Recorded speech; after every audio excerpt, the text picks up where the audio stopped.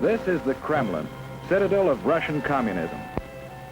Looking at Russia, we might see it as a country to be studied, as we study other nations of the world.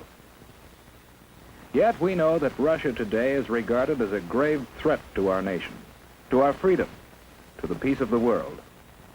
Why so? What makes it a threat? Looking closer, we see a clue. Public display of giant portraits of communist leaders. These leaders, by their actions, have caused the world to stand guard. Here, in Russia, you see the reason why so many nations are building up their defenses. Here, in Russia, you see the reason why we are spending billions of dollars in defense production, why your family is paying the highest taxes in our history. The leaders of Russia tell us their only concern is the defense of their own nation. Is this so? Or are they ambitious for world conquest? Question. A question of communism. Ever hear of Karl Marx? In his mind, communism was born more than 100 years ago. He looked at the world and saw men as divided into two classes, workers and capitalists. In the Communist Manifesto, he called upon the workers, the proletarians, to rise up and overthrow their capitalistic masters. He cried, "The proletarians have nothing to lose but their chains. They have a world to win. Working men of all countries, unite." This was the promise and the challenge of communism. In Russia, the Tsar was the government. To support the wealthy aristocracy, millions of peasants toiled in virtual slavery. The Cossacks, dreaded police of the Tsar, enforced tyrannical laws. Here was fertile ground for the ideas of communism. For here, indeed, the people had nothing to lose but their chains, the chains of the imperial government. In 1914, the Tsar sent his troops into the war that swept Europe. For more than 2 years they fought. While at home, people suffered from shortages, brought about the despotism and corruption of the imperial government. The people grew rebellious. Only a strong army could sustain the Tsar in power. But revolution was preached on the battlefield, too, to an army broken with corruption. Inevitably, the Russian army surrendered. And with the defeated army returning under the banners of revolution, the imperial government fell and revolution reigned. The chains were broken, and in violence was born the government of the proletarians. But a government needs leaders. Ever hear of Nikolai Lenin? He was the first leader of communist Russia.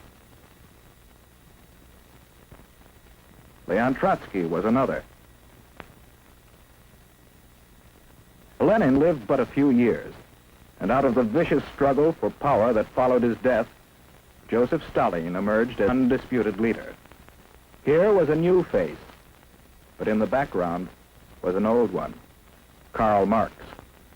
He established the ultimate aim of communism as world revolution.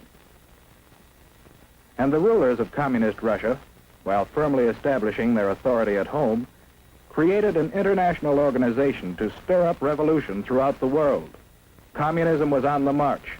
Stalin was in the Kremlin. But what of the people?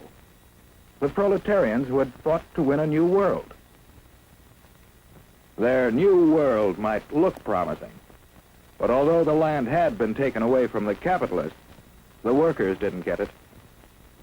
Under communism, virtually everything belongs to the state.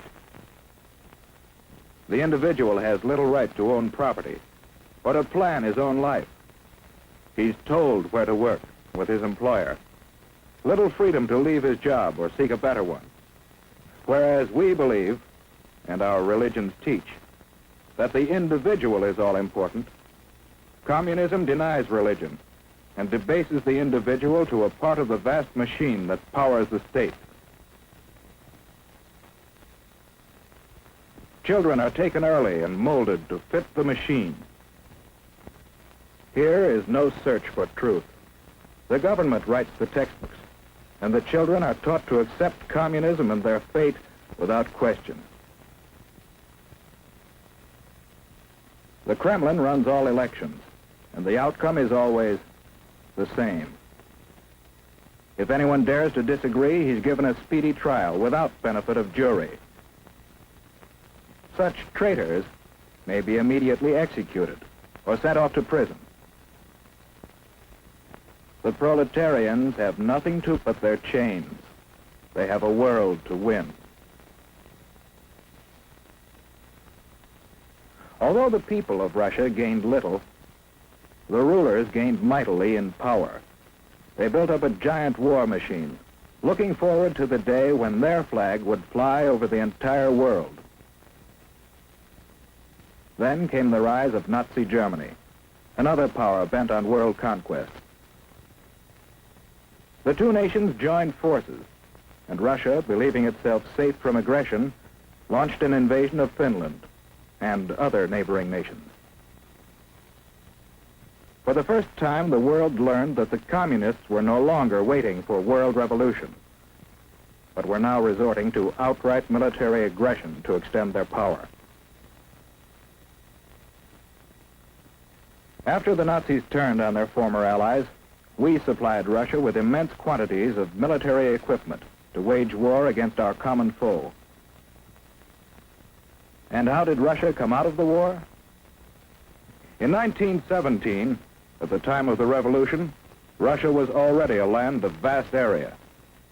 Soon after the end of World War II, Russia had occupied many new territories, bringing additional millions of people under communist control, and serving notice that Soviet Russia was now a world power to be reckoned with. United with Russia in war, we strove to preserve that unity in peace. We helped organize the United Nations, in which the nations of the world have mutually pledged to cooperate in fostering world peace and progress. Andrei Gromyko signed for Russia. But in the first post-war Italian elections, the communists created disorder in an attempt to gain control of the government. Once more, the world was reminded that basic in the idea of communism is the plan of world revolution, and that Russian communism has stepped beyond that plan to achieve world domination through aggression.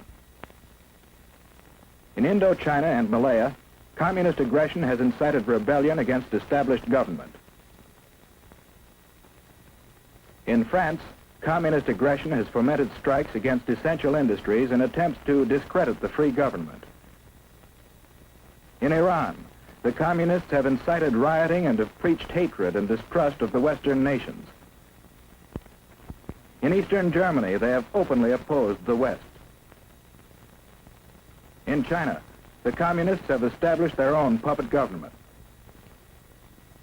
In Korea, communist aggression has come into actual combat with forces of the United Nations. And with the most deadly of all weapons available to the Russians, no peoples in the world can feel secure against this aggression.